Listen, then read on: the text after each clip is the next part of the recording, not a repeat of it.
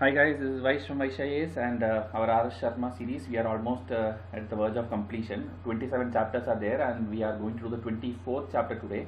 And this also, it will not take more than 10-15 minutes because it's a very small chapter. I think only 3 pages are there. It is about the cultural contacts with the Asian nations. Okay, like right from the Harappan time we know, we have contact with the Mesopotamian region and all. And we also have the Buddhism spreading across India. Then we have these connections with Indonesia region, Southeast region, China, Japan, USSR, all those things right from the ancient times. So that at least I think simply in simple words they have told there's nothing which you have to remove for prelims. I think there will be some match the following questions which you will get, like the temple names which is in Vietnam or Cambodia or Indonesia, something, some such names is all that is there in this chapter. So we'll try to finish this fast. Okay, so I'll take some extra time to tell you about the test series also. As of now, only two courses are open. Okay, three courses are open. Okay, one is prelims test series 2019, then mains test series 2019. That is the actual one, which will go for a 1 year time. Okay, which is a long term thing.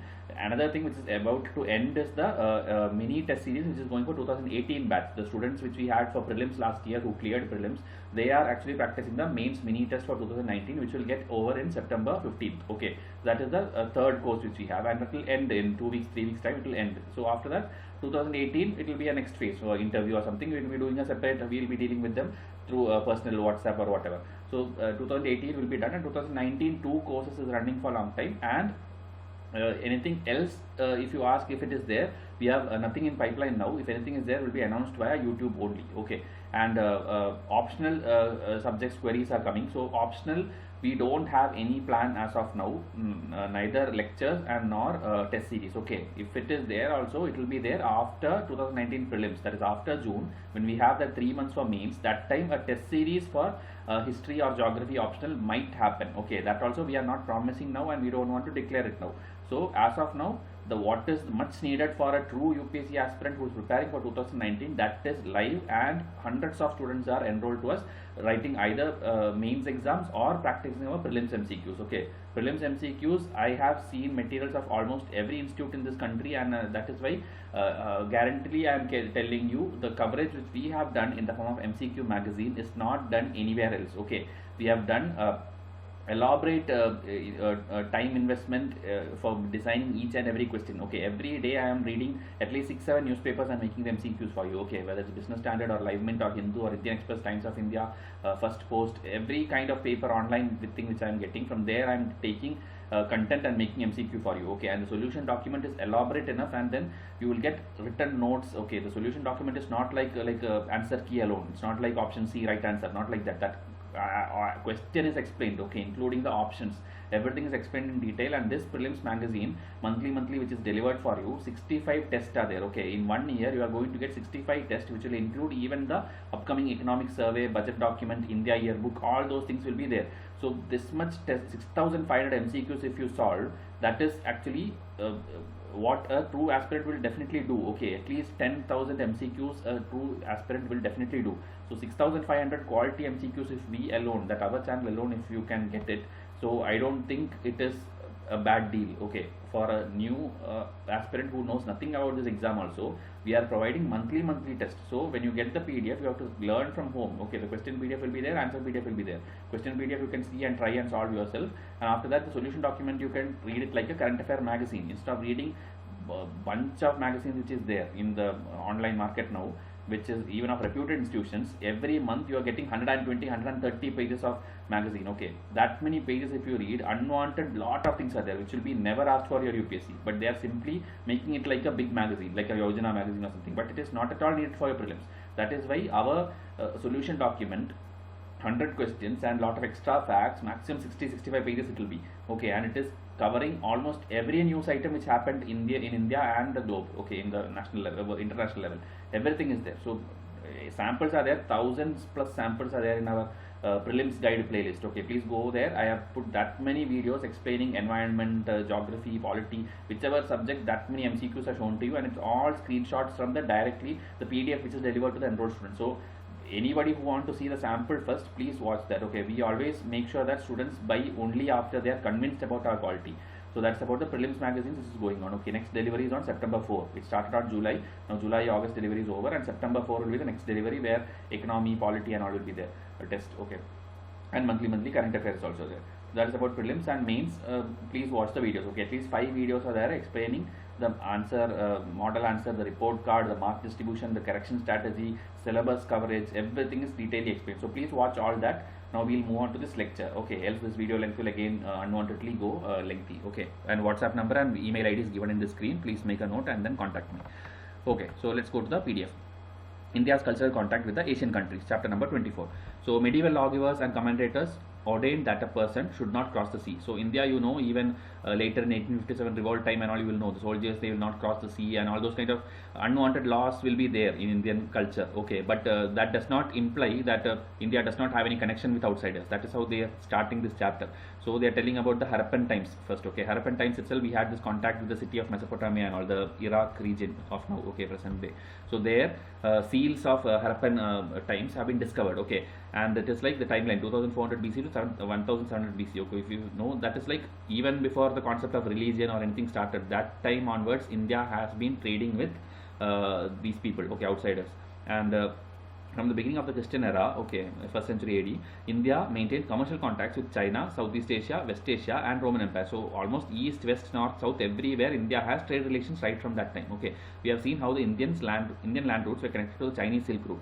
We have also dwelt on India's commercial intercourse with the eastern part of the Roman Empire. In addition to this, India sent missionaries, conquerors, and traders to the neighboring countries where they founded settlements. Okay, you know, like from the time of Ashokas or Guptas, everywhere, South India, Cholas, everybody had their own even ships and boats and all those trading things. They had contact with almost everywhere. Okay, Buddhism was being spread. Okay, the next paragraph is actually about that Buddhism. The propagation of Buddhism promoted India's contact with Sri Lanka, Burma, China, and Central Asia. Most probably, the Buddhist missionaries were sent to Sri Lanka in the reign of Ashoka in the 3rd century BC. Short inscriptions in Brahmi script belonging to the 2nd and 1st century BCs have been found in Sri Lanka. Okay, so Indian inscriptions have been found in Sri Lanka. In course of time, Buddhism came to acquire a permanent stronghold in Sri Lanka. In the early centuries of the Christian era, Buddhism spread from India to Burma.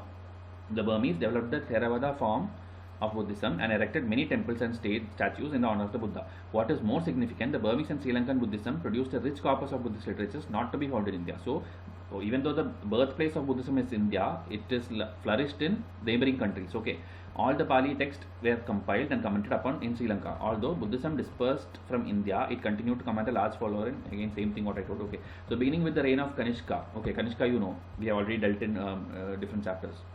A large number of Indian missionaries went to China, Central Asia, and Afghanistan, because his rule, his reign or empire was extending till that Central Asian region, okay, Kashmir and all those things. Even the 4th Buddhist Council he conducted in Kashmir. Okay, Kanishka was the president at that time, president in charge. Okay, not the president, but the who conducted it.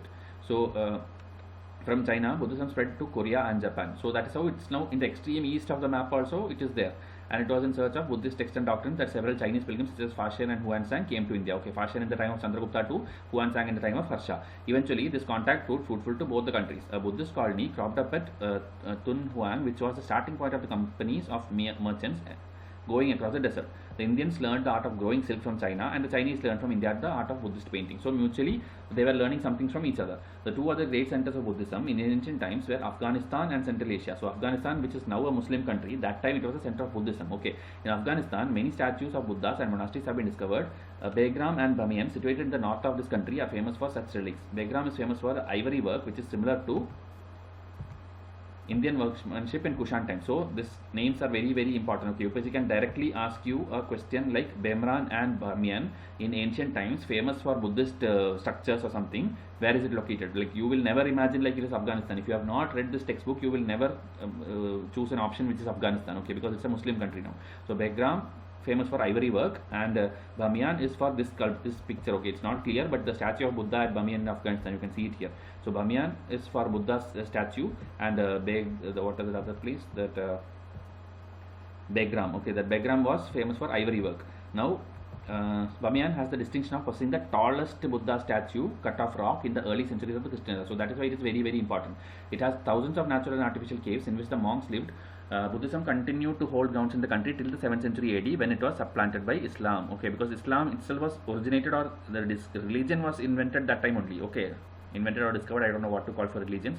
So that is how it came up. Okay, a similar process took place in the Central Asian republics of the USSR. Excavations have revealed Buddhist monasteries stupas and inscriptions and manuscripts written in the Indian language at several places in the Central Asian parts of the USSR. As a result of the extension of the Kushan rule, Prakrit written in Kharoshthi script spread to Central Asia, where we find many Prakrit inscriptions and manuscripts belonging to the 4th century AD. Written language was used for official and day-to-day correspondence as well as for the preservation and propagation of Buddhism. Okay, in Central Asia, Buddhism continued to be a dominant religious force till it was replaced by Islam around the end of 7th century. Again, the timeline is 7th century AD when Buddhism was slowly declining in different parts because a new religion came up. Indian culture also spread to Southeast Asia, but not through the medium of Buddhism. Except in the case of Burma, it was mostly diffused to the Brahminical cult. The name Suvarna Bhumi was given to Pegu and Moulmein in Burma. Okay, so Suvarna Bhumi, you should know it is relating to Burma regions. Okay. And merchants from Baroch, Banaras and Bhagalpur traded with Burma. Considerable Buddhist remains of Gupta times have been found in Burma. From the 1st century AD, India established close relations with Java and Indonesia, which was called Suvarna Dwipa. Okay, this is a potential question. I think in our prelims it's already covered. Suvarna Bhumi is Burma, and where is it? Suvarna Dwipa is Indonesia. Okay, don't confuse. Dwipa means island, so it will be easy. Now, the earliest Indian settlements in Java were established in AD 56. In the 2nd century of the Christian era, several small Indian principalities were set up. With the Chinese pilgrim Fashion visited Java in 5th century AD, he found the Brahminical religion prevalent there. In the early centuries of the Christian era, the Pallavas founded their colonies in Sumatra. So, this is how it is changing. Okay, this Brahmanism was there. That is what this Fashion and all saw. But later, Buddhism is slowly going to that regions. Okay, now you know those regions. There are a lot of Muslims are there, a lot of Buddhists is there, different religions are there. But earlier, everything was like this Brahmanism or Hindu religion. Eventually, those flowered into kingdom of Srivijaya, which continued to be an important power and a center of Indian culture from the 5th to the 10th century AD. The Hindu settlements in Java and Sumatra became channels for the radiation of Indian culture. The process of founding settlements continued afterwards. In Indochina, which is at present divided into Vietnam, Cambodia and Laos, the Indians set up two powerful kingdoms in the Cambodia and Champa. The powerful kingdoms of Cambodia, identical with modern Cambodia, was founded in the 6th century AD. Okay, this Cambodia and Vietnam, they are telling. Its rulers were devotees of Shiva. They developed Cambodia as a center of Sanskrit learning, and numerous inscriptions were composed in the language. In the neighborhood of Cambodia at Champa, embracing southern Vietnam and the fringes of northern Vietnam, it seems that the traders set up their colonies. The king of Champa was also a Shaiva, and the official language of Champa was Sanskrit. This country was considered to be great center of education in the Vedas and Dharma Shastras. So again, Shaivism is what is prevalent in Vietnam region. Okay, Indian settlements in the Indian Ocean continued to flourish till the 13th century, and during this period, intermingled with the local peoples. Continuous commingling gave rise to new type of art, language, literature. We find in these countries several art objects which show a happy blending of both Indian and indigenous elements. So that is how Indianism can be found there. Okay, even now it is in news. Okay, especially this one. Okay, here Borobudur, which I think in Indonesia. Okay, here it will be mentioned. It is astonishing that the great Buddhist temple is found not in India but in Borobudur in Indonesia. Okay, this is because a lot of construction work and all is like where India is funding. Okay, wherever old Indian temples are there or Indian Buddhist monasteries are there, India is helping and giving fund to these places for reclaiming these lost places. Okay, the ruins of the temples. Considered to be the largest Buddhist temple in the whole world, it was constructed in the 8th century AD, and 436 images of Buddha were engraved on it. Okay, UPSC will ask chronology questions, so you should know at least like this Borobudur temple in Indonesia. Location is important and timeline. Okay, in 8th century AD. Okay, you should know this is something which has Indian elements in it. The type of Angkor Wat, this is also in news. Okay, Angkor Wat in Cambodia. Okay, is larger than that of Borobudur. Although this temple belongs to medieval times, it can be compared to the best artistic achievement of the Egyptians and the Greeks. Okay, the stories of the Ramayana and Mahabharata are also returned to relief of the walls of the temple. The story of the Ramayana is so popular in Indonesia that many folk plays are performed on its basis. The Indonesian language called Bahasa Indonesia contains numerous Sanskrit words. So if you see, Indian architectural style is there, Indian temple style is there, Indian language is there, Indian Ramayana is there. All these things are there in Indonesian side. Okay. In respect of sculptures, the head of the Buddha from Thailand, the head from Cambodia, and the magnificent bronze images from Java are regarded as the best examples of the blending of Indian art with the local art traditions of Southeast Asia. Similarly, beautiful examples of painting comparable to those of Ajanta have been found not only in Sri Lanka but in the Tun Huan caves of the Chinese border. So, almost every country in East, Southeast and all, you can find these kind of things. It would be wrong to think that religion alone contributed to the spread of Indian culture. Missionaries were backed by traders and conquerors. Okay, so it's not only religious, traders, conquerors, everybody who visited these places left some signature or left some culture there. Trade evidently played a vital part in establishing India's relations with Central Asia and Southeast Asia.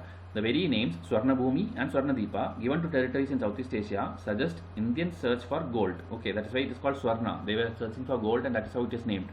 Trade led not only to exchange of goods but also of elements of culture. It would be inaccurate to hold that the Indians alone contribute to the culture of their neighbors. It was a two-way traffic. The Indians acquired the craft of minting gold coins from the Greeks and Romans. They learned the art of growing silk from China and the growing betel leaves from Indonesia and several other products from the neighboring countries. So different things which Indians also learned. It's not like India gave something, India also gained something out of it. Okay. However, Indian contributions seem to be more important in art, religion, script and language. But in no case the culture which developed in the neighboring countries such as countries was a replica of the Indian culture. Okay. So you cannot tell like they copied us or it's like a replica. They had their own culture, but Indianism is also there.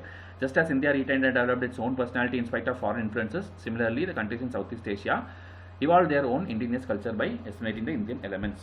Okay, I think okay, this chapter only thus much is there. Okay, give an account on Indian culture context, describe the spread of Indian culture, what did Indians borrow from foreign countries. So it's a very simple chapter, so you know it already, but it's like a chapter sake, at least we completed one more chapter. So next chapter 25, I'll come up with the next video soon. Okay, test series and all, contact me in email or WhatsApp. So thank you and have a nice day.